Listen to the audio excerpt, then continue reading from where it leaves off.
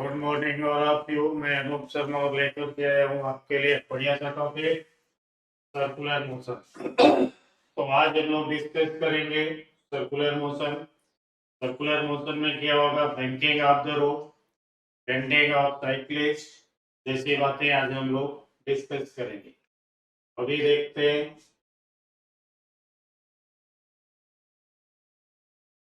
ये देखिए, यहाँ पे आपको एक बाइक दिख रही होगी और इस बाइक पे एक आदमी भी बाइक को ड्राइव कर रहा है। अब ये आदमी जो बाइक को ड्राइव कर रहा है, अब देखिए जैसे ही टर्न ले रहा होगा ना, अपने आप को थोड़ा सा इनवर्ड डायरेक्शन में ऐसे इंक्लाइन कर देता है। अब ये अपने आप को ऐसे जब इंक्लाइन कर लेता है, तो ये इंक्लाइन क्यों करता है? तो इंक्लाइन करने का मतलब ये है कि देखिए ये कर्व पाथ पे मूव कर रहा है, सर्कुलर पाथ पे मूव कर रहा है। थोड़ा सा इंक्लाइन होने की वजह से इसका जो वेट है वो हो जाएगा वर्टिकली डाउन। अब वेट जो इसका है वो हो जाएगा वर्टिकली डाउनवर्ड, थोड़ा अंदर की तरफ आ जाएगा। बाहर की तरफ रेडियली आउटवर्ड इस पे क्या लगेगा? Centrifugal force.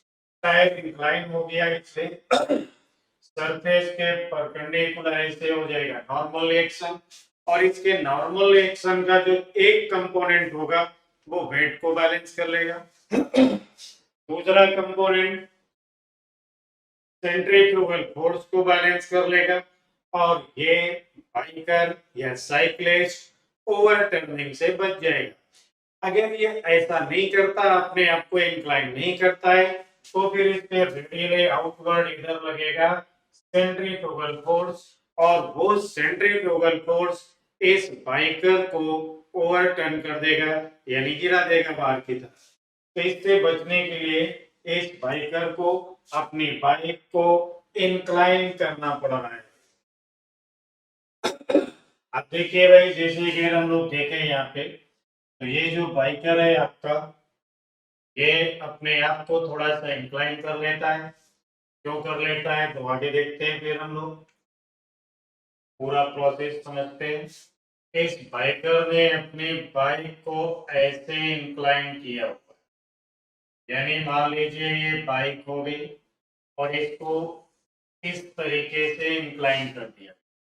अब जब बाइकर ऐसे इंक्लाइन हो जाएगी, तो जो ग्राउंड का नॉर्मल रिएक्शन फोर्स है वो इस डायरेक्शन में हो गया, रेडियली आउटवर्ड इससे ऐसे लग जाएगा m v² बाई r। अब थोड़ा सा ये इंक्लाइन हो चुका है, इसलिए इनवर्ड थोड़ा लीन हो जाएगा इसका वेट, ये आ गया ऐसे mg। ठीक है भाई। अब अगर यहाँ ध्यान से देखें हम लोग, तो ये वर्टिकल से इंक्लाइन हो गया कितना? मैंने कह दिया थीटा। तो फिर नॉर्मल रिएक्शन का एक कंपोनेंट इधर क्या होगा? n cos theta. Normal reaction का इधर की तरफ जो कंपोनेंट होगा वो कंपोनेंट क्या होगा? कहेंगे n sin। अब यहाँ n sin थीटा, जो n sin थीटा है वो बैलेंस कर रहा होगा mv² को।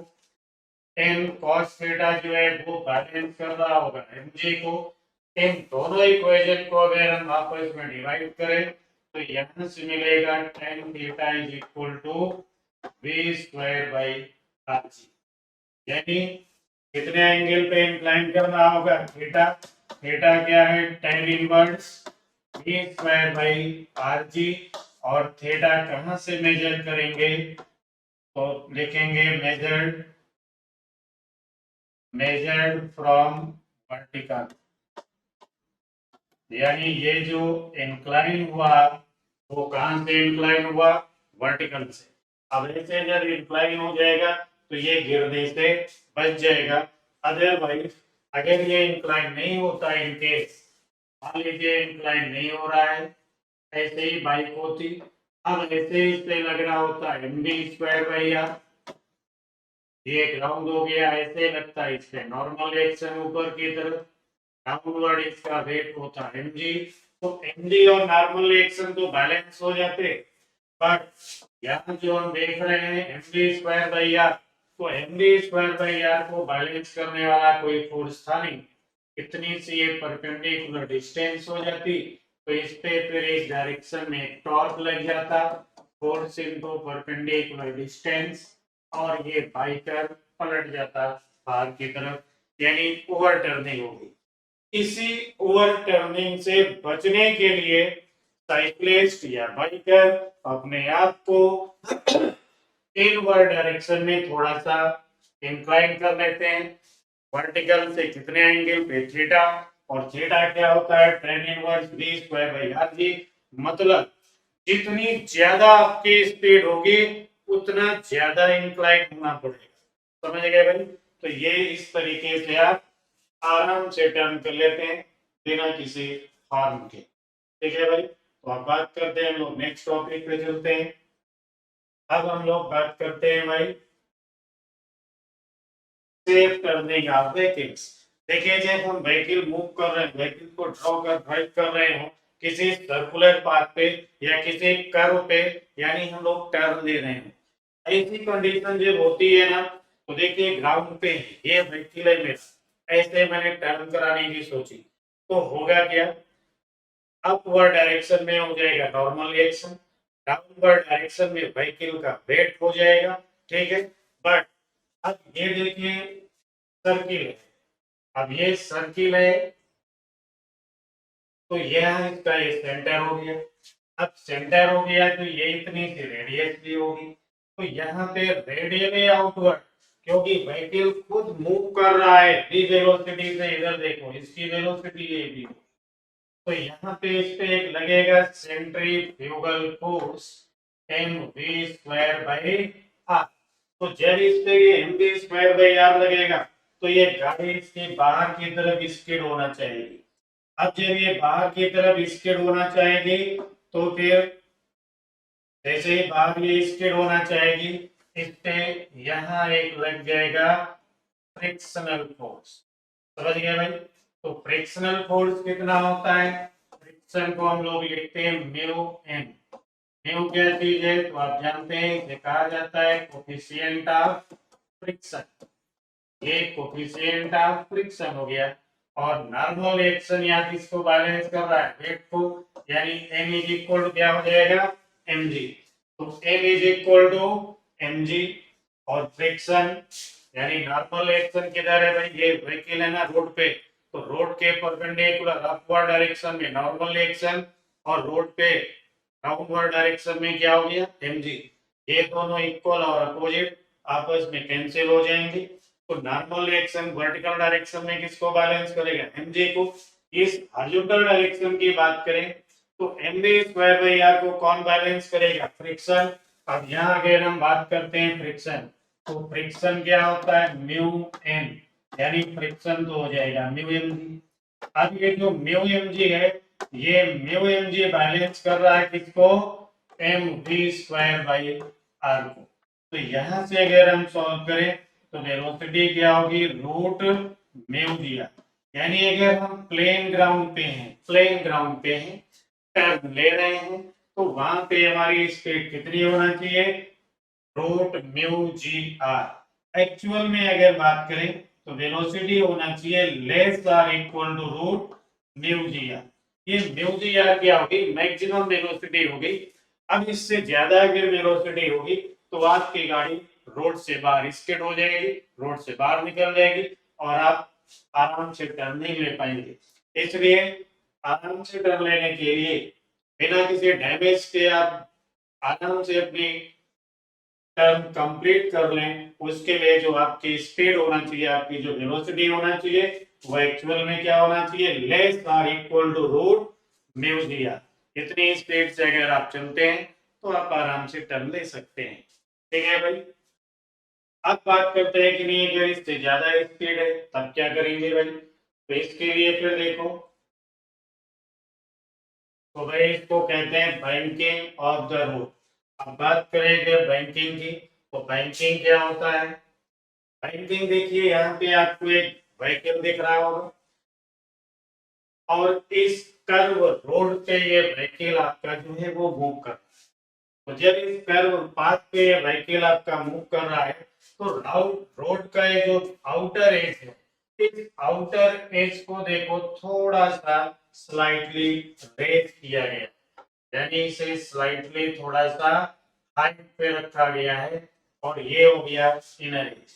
तो जो इनर एज आपको दिख रहा है ये इनर एज थोड़ा सा इंक्लाइन हो गया, क्योंकि ये रोड की विड्थ हो गई। अब ये रोड की विड्थ हो गई, कितना इंक्लाइन कर दिया, तो हमने कहा थीटा एंगल पे इंक्लाइन कर दिया।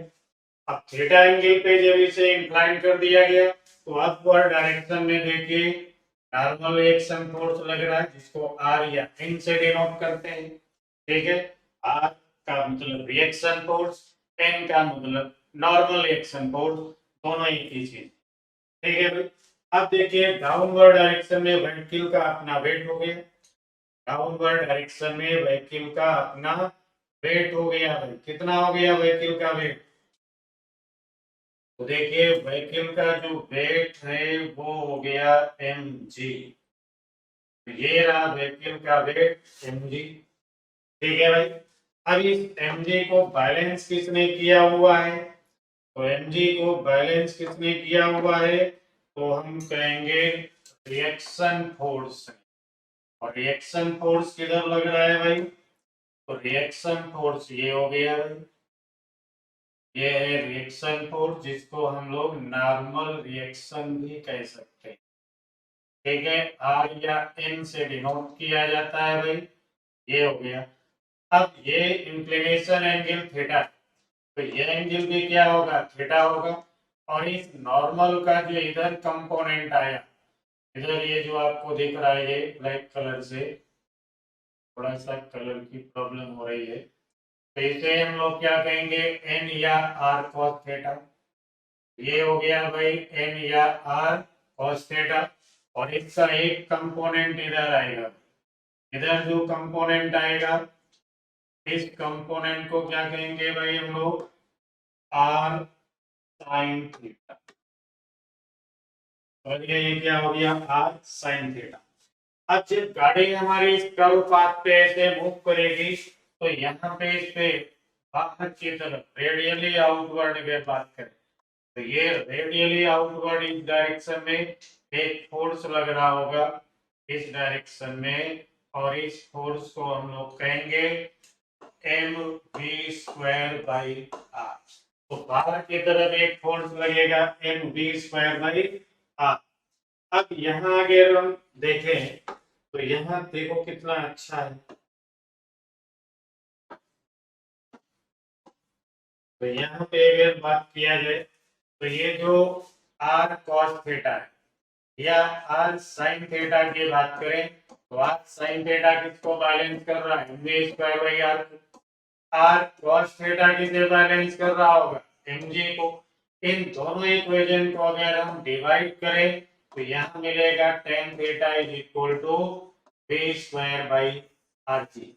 लेकिन यहाँ पे थीटा जो होगा उसे हम लोग मेजर करेंगे, मेजर्ड फ्रॉम एक्स एक्सिस, यानी इसे हम हॉरिजॉन्टल से मेजर करेंगे।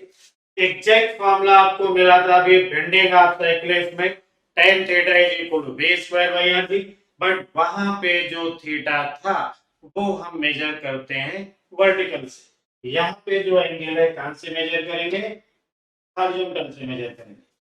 अब देखिए इतनी सी बात, ये जो आउटर एज है, इस आउटर एज को हमने रेज किया हुआ है। कितना रेज किया हुआ है आउटर एज को, तो आउटर एज को रेज किया जा चुका है कितना, तो कहेंगे x,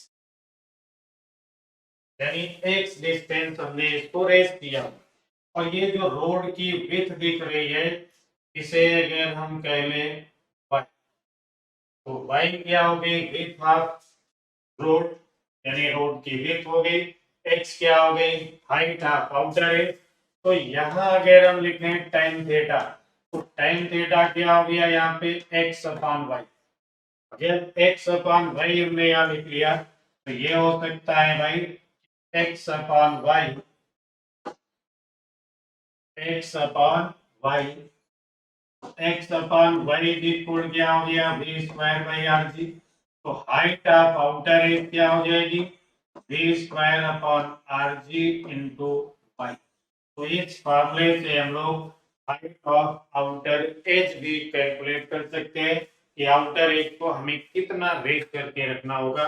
और इस कंडीशन में जो वेलोसिटी मिली वो कितनी मिली, root R G tan theta. अब ये root R G tan theta को अगर हम प्रैक्टिकली थोड़ा समझने की कोशिश करें तो रोड एक फिक्स चीज होती है, बहुत सालों के बाद में एक बार बनती है। तो रेडियस क्या हो गई, कांस्टेंट। जी की वैल्यू क्या है, कांस्टेंट। रोड का जो बैंकिंग एंगल था, जितने एंगल पे आपने इसे बैंक किया हुआ था वो एंगल भी कांस्टेंट है। तो यहाँ पे v is equal to root R G tan theta की जो वैल्यू है वो एक कांस्टेंट वैल्यू होगी, फिक्स वैल्यू होगी। इसका मतलब कोई भी व्हीकल यूनिफॉर्म वेलोसिटी से ही चल सकता है ना। तो ये जो लिखा हुआ है आर जी टेन थीटा, एक ऑप्टिमम स्पीड यानी आइडिया लेने के लिए ऐसा काम किया गया, क्योंकि कोई भी व्हीकल एक फिक्स स्पीड से नहीं चलता है, क्योंकि स्पीड कभी कम भी होती है और ज्यादा भी होती है।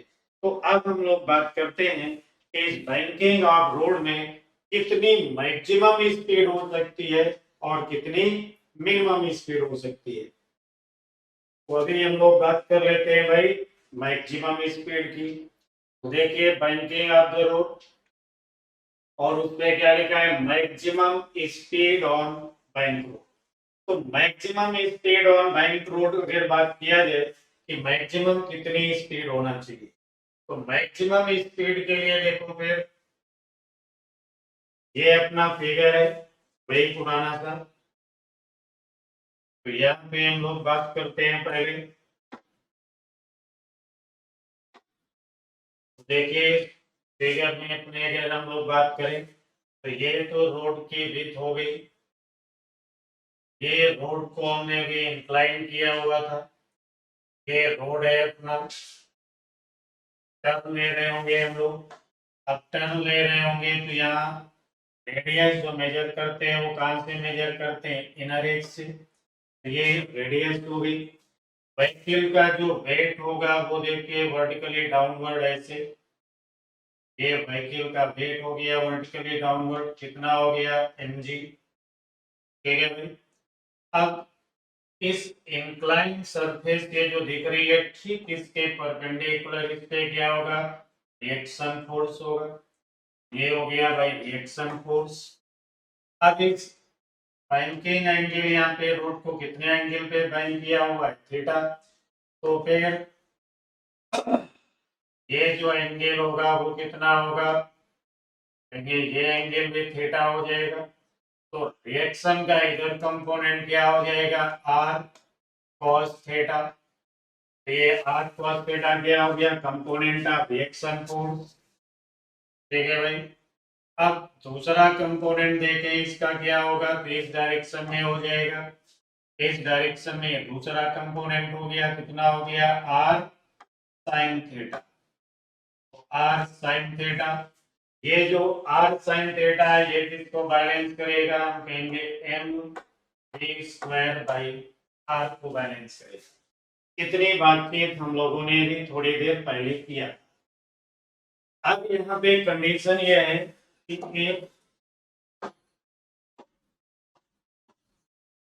if v is greater than root rg tan theta, यानी यहाँ पे अगर velocity root R G tan theta से ज्यादा हो, अब वेलोसिटी अगर root R G tan theta से ज्यादा होगी तो M V square by R की वैल्यू ज्यादा हो जाएगी, और इस आर साइन थीटा की वैल्यू क्या होगी, कम होगी।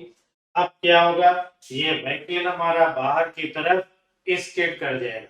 तो ये बाहर की तरफ जब स्केट कर जाएगा या स्केट कर सकता है, तो स्केट ना करे इससे बचाने के लिए यहाँ पे एक फोर्स जनरेट होगा। तो यहाँ कौन सा फोर्स जनरेट होगा, जिसको हम लोग कहेंगे फ्रिक्शनल फोर्स, और वो इन टायर्स पे इधर लगेगा फ्रिक्शन। तो टायर्स पे इधर की तरफ टायर और रोड के बीच में क्या आ जाएगा, फ्रिक्शन। अब फ्रिक्शन, ये जो फ्रिक्शनल फोर्स इधर की तरफ आएगा, ये फ्रिक्शन ही हमको ओवर टर्निंग से बचाने की कोशिश करेगा। ठीक है भाई।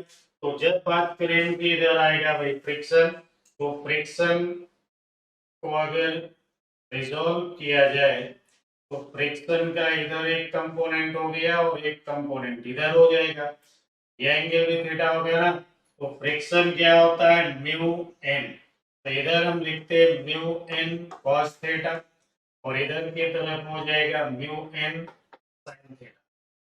ठीक है भाई। तो ये कंडीशन यहाँ पे बन करके तैयार हो। अब इतनी बात क्लियर होगी तो अगले पेज पे चलते हैं, फिर वहां पे समझते हैं।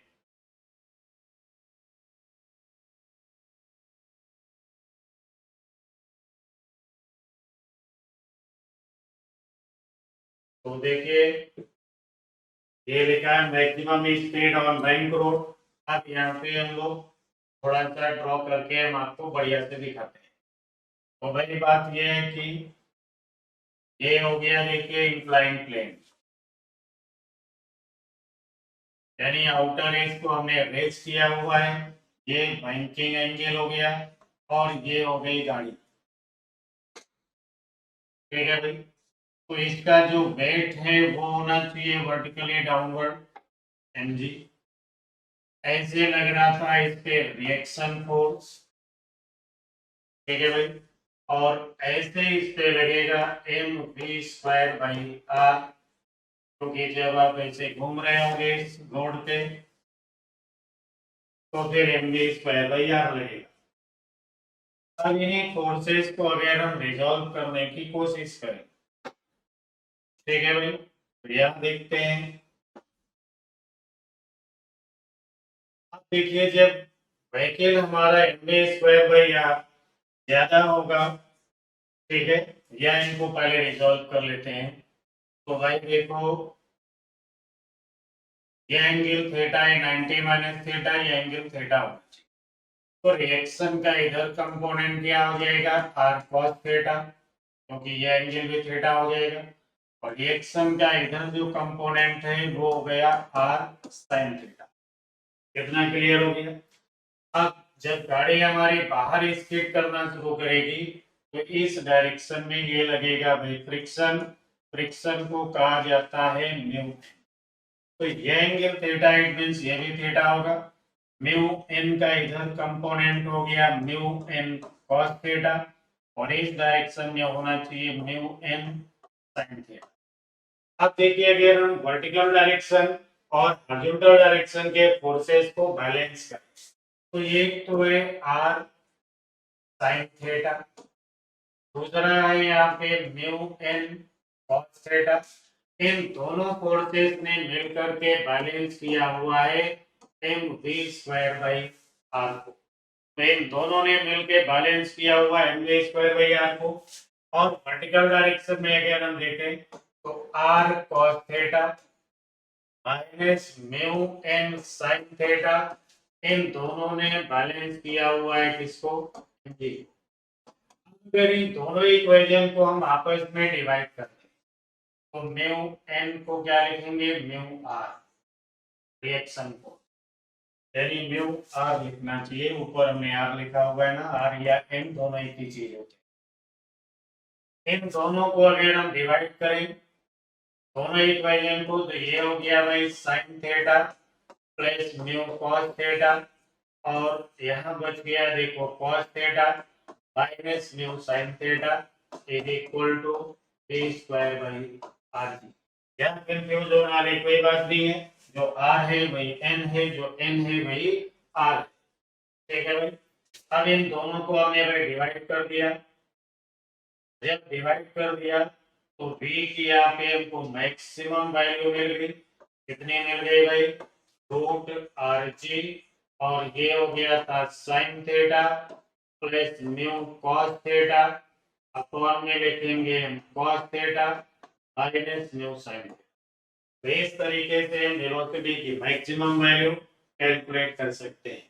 और यहाँ पे अगर ऊपर और नीचे यानी न्यूमरेटर न्यूमरेटर को हम cos थीटा से डिवाइड कर दें तो वेलोसिटी की जो मैक्सिमम वैल्यू है वो आपको मिल जाएगी root R G tan theta plus mu upon में हो जाएगी 1 माइनस म्यू टाइम। तो ये मैक्सिमम वैल्यू होगी। ये आपको कब मिलेगा? जब इस इक्वेशन को हम ऊपर नीचे cos थीटा से डिवाइड करेंगे। यानी cos sin थीटा को डिवाइड किया cos थीटा से, क्या हो गया? tan theta. cos थीटा को cos थीटा से डिवाइड किया, क्या हो गया? 1 क्यों बच गया? यहाँ cos थीटा को cos थीटा से डिवाइड किया 1, यहाँ cos थीटा से डिवाइड किया, हो गया tan थीटा। तो maximum speed on bank road जो होगी वो कितनी होगी? Root R G tan theta plus mu upon 1 minus mu tan theta होगा। ठीक है, तो ये होगी maximum speed on bank road. अब बात कर लेते हैं हम लोग मिनिमम स्पीड की। तो मिनिमम स्पीड की अगर बात किया जाए तो मिनिमम स्पीड कितनी होगी भाई? तो देखिए मिनिमम स्पीड के लिए भी अगर बात किया जाए तो ये तो समझ चुके हम लोग, अभी इसकी कोई जरूरत नहीं है। मिनिमम स्पीड की अगर बात किया जाए तो इधर देखो फिर ये हो गया भाई सर्कुलर पाथ, ये इस रोड की विड्थ हो गई। आपने इसको थोड़ा सा ऐसे रेस करके रखा हुआ है। अब ये आपकी जो है ना गाड़ी है यानी व्हीकल है, तो इस व्हीकल का जो वेट होगा वो होना चाहिए वर्टिकली डाउनवर्ड, सरफेस के ठीक परपेंडिकुलर। इधर नॉर्मल रिएक्शन हो गया या रिएक्शन फोर्स कह सकते हैं। हॉरिजॉन्टली यानी आउटवर्ड यहाँ क्या होना चाहिए? mv स्क्वायर बाई आर होना चाहिए। अब अगर यहाँ वेलोसिटी हो गई less than root R G time theta, यानी यहाँ की वेलोसिटी आपकी root R G time theta से कम है, तो क्या होगा? कहेंगे पहले तो हम इस रिएक्शन को रिजॉल्व कर लेते हैं। अब रिजॉल्व करेंगे तो रिएक्शन के दो कंपोनेंट होंगे, यानी ये एंगल अगर हम कहें बैंकिंग एंगल थीटा है तो ये एंगल भी थीटा होगा, ये थीटा होगा, तो यहाँ पे क्या होगा फिर? n cos थीटा होगा, और इधर की तरफ क्या होगा? n sin थीटा होगा। अब देखिए जब हम कहेंगे वेलोसिटी है less than root R G tan theta, तो ये जो वैल्यू हमको दिख रही है फोर्स, ये क्या होगा? कम, यानी mv square by r will be less than n sin theta. अब n sin थीटा का अमाउंट ज्यादा होगा तो व्हीकल हमारा नीचे की तरफ स्किड करने की टेंडेंसी होगी, तो इस व्हीकल में रेडियली इनवर्ड स्किड होने की टेंडेंसी होगी। इसी टेंडेंसी को रोकने का काम कौन करेगा? फ्रिक्शन करेगा। फ्रिक्शन कितना होता है? म्यू एन होता है। तो भाई देखो ये वाला एंगल भी क्या होगा? थीटा। तो इस म्यू एन का इधर एक कंपोनेंट आएगा म्यू एन कॉस थीटा, एक म्यू एन का इधर कंपोनेंट हो गया म्यू एन साइन थीटा। अब फिर फोर्सेस को बैलेंस करें अलोंग हॉरिजॉन्टल डायरेक्शन, तो हॉरिजॉन्टल डायरेक्शन में n sin थीटा को बैलेंस कौन कौन कर रहा है? Mu N cos theta plus mv square by r।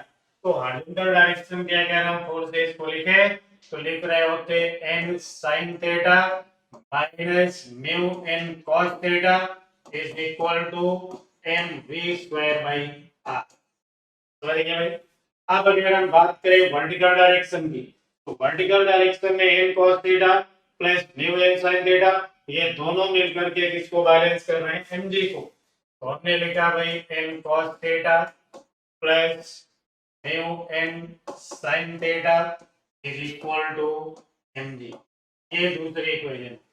अब इन दोनों इक्वेशन को अगर हम आपस में डिवाइड कर देंगे तो n कैंसिल होगा, बचेगा sin theta minus mu cos theta upon में हो जाएगा cos theta plus mu sin theta, और ये हो गया भाई v square by R G. तो ये वेलोसिटी की मिनिमम वैल्यू है जो अभी हम लोगों ने कैलकुलेट किया, कितनी है? Root R G sine theta minus mu cos theta upon में लिखते हैं cos theta plus mu sin theta. ये हो गई वेलोसिटी की मिनिमम वैल्यू। अब अगर हम कहें कि नहीं हम जो है ये फॉर्मूला थोड़ा बड़ा लग रहा है, छोटा चाहिए हमको, तो फिर इस इक्वेशन को cos थीटा से ऊपर नीचे डिवाइड कर दीजिए। तो यहाँ sin theta upon cos theta क्या हो जाएगा, टेन थीटा। यहाँ cos theta upon cos theta हो गया 1, यहाँ पे देखिए cos theta upon cos theta हो जाएगा 1, और sine theta upon cos theta हो गया टेन थीटा, इज इक्वल क्या हो गया, B square by R G. तो यहाँ से अगर हम मिनिमम स्पीड की बात करें तो ये हो गया root R G tan theta minus mu upon 1 plus mu tan theta. तो ये भाई, तो ये होगी minimum speed on bank road. Maximum speed में यहाँ पे प्लस होता है, मिनिमम स्पीड में यहाँ माइनस। बस ये माइनस और प्लस का ही फर्क है। यानी किसी भी बैंक रोड पे जो आपकी स्पीड हो सकती है वो कितनी हो सकती है, तो इतनी बातें क्लियर हो गई। फिर मैं बताता हूँ आपको, देखिए भाई, तो देखिए भाई, जो स्पीड हो सकती है वो आपने कहा कितनी, root R G time theta, ये तो एवरेज स्पीड है, ठीक है भाई। और कितनी हो सकती है, ये तो आपकी एक एवरेज स्पीड। लेकिन जो मैक्सिमम वैल्यू हो सकती है वेलोसिटी की, यानी मैक्सिमम वैल्यू, वो आपने अभी अभी लिखा root R G time theta plus mu upon 1 minus mu time theta, समझिए भाई।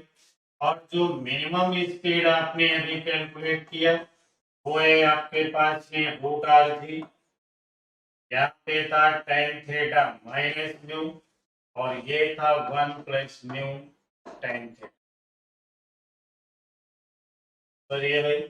तो ये होना चाहिए minimum speed on bank road, ये होगी maximum speed on bank road, और ये ऑन एवरेज एक ऑप्टिमम स्पीड की बात करते हैं तो वो कितनी है, root R G tan theta. तो ये था बैंकिंग। बैंकिंग का मतलब रोड के आउटर एज को थोड़ा सा रेज कर देते हैं with respect to inner edge, इसी प्रोसेस को कहते हैं बैंकिंग ऑफ द रोड।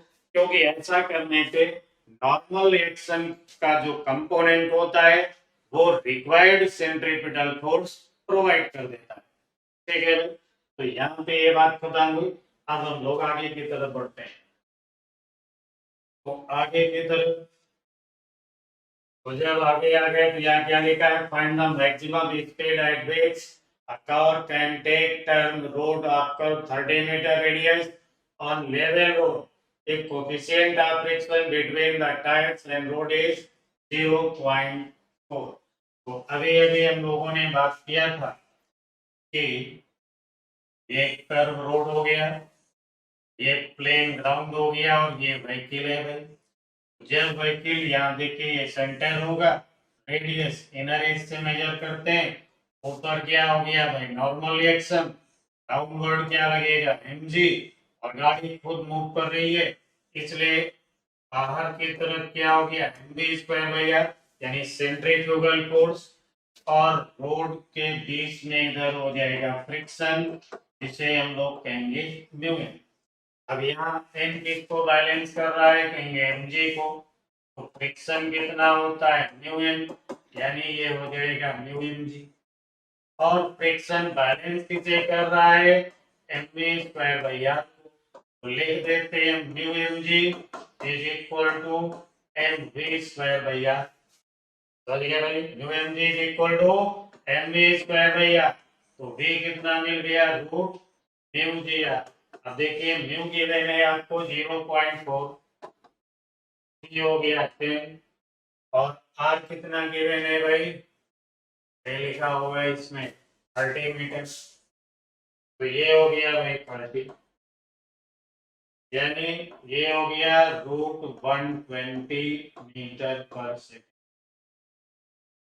समझ गए भाई, तो इतनी वेलोसिटी होगी, और रूट 120 लिखा है, आंसर में 11 मीटर पर सेकेंड है, कहेंगे सही है, बिल्कुल चलेगा। क्यों चलेगा, 121 होता है, ठीक है। तो इतनी बात समझ में आ गई। अब इतनी बात क्लियर हो गई तो फिर हम लोग आगे की तरफ बढ़ते हैं और देखते हैं आगे क्या है भाई। तो यहाँ पे मिल गया motorcycle goes round circular race course of diameter 320 metre at 144 kilometre per hour. How far from the vertical must he lean inward to keep his balance. अभी हम लोगों ने बताया था कि बेंडिंग ऑफ साइक्लिस्ट, तो बेंडिंग ऑफ साइक्लिस्ट में हम लोगों ने लिखा था tan theta is equal to क्या होना चाहिए v square by rg and theta is measured from vertical. तो यहाँ पे देखिए रेडियस हो गया 320 मीटर, स्पीड कितनी गिवन है हमको 144 किलोमीटर पर आवर, यानी 5/18 से इसे मल्टीप्लाई करना पड़ेगा। तो क्या मिल जाएगी वेलोसिटी, क्या गया इतने मीटर पर सेकेंड। ठीक है भाई, रेडियस ऑलरेडी आपको गिवन है 320 मीटर, जी की वैल्यू भी पता है आपको 10 मीटर पर सेकेंड स्क्वायर। अब आप लिखेंगे यहाँ पे tan theta is equal to v square by rg। तो tan theta is equal to v square by rg, तो यहाँ से आपको मिल गया 45 डिग्री। समझिए भाई, तो इस तरीके से आप वेलोसिटी कैलकुलेट कर लेंगे, इस फॉर्मूले में डालेंगे, आंसर आ जाएगा। फिर बात करते हैं भाई नेक्स्ट क्वेश्चन की और देखते हैं क्या है। तो यहाँ पे लिखा है curve in a round forms arc of radius 800 metre if the road is 19.6 meter wide and outer is 1 meter higher than the inner edge, calculate the speed for which it is buying। तो भाई अभी अभी हम लोगों ने कहा था कि ये बैंक रोड होगी, अभी अभी हम लोगों ने बात किया था कि ये बैंक रोड होगी। बैंक का मतलब ये रोड हो गया, ये रोड की विड्थ हो गई और ये रोड की आउटर एज हो गई, इतना सा उठा रखा। फिर आपने ऐसे बाइंड किया तो ये एंगल हो गया थीटा, और इसके ऊपर फिर आपने कहा था कोई वैक्यूल होगा और लिखा था tan theta is equal to v square by rg। अब यहाँ पे इतनी सी हाइट देखो x और इसको विड्थ को अगर हम लिख लें d, तो tan थीटा क्या हो जाएगा, यहाँ x upon d is equal to v square by rg।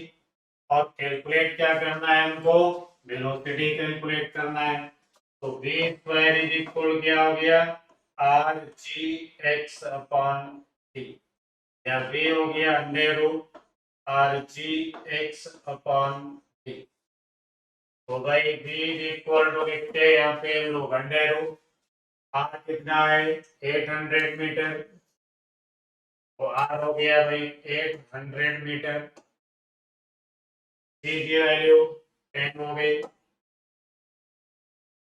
X दे रखा है यहाँ पे कितना एज 1 मीटर, ये हो गया भाई 1 मीटर, और विड्थ ऑफ द रोड है 19.6 मीटर, ये हो गया 19.6 मीटर।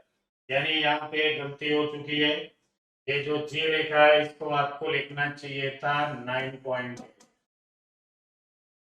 यानी v को अगर हम ऐसे लिख लेते 800 इंटू 9.8 इंटू 1/19.6, तो ये आपको मिल जाता 800 अपॉन 2, यानी 400 हो जाता, और v आ जाता आपका 20 मीटर पर सेकेंड। ठीक है भाई, तो इस तरीके से ये भी सॉल्व हो गया। अब बात करते हैं आगे, देखते हैं क्या है भाई।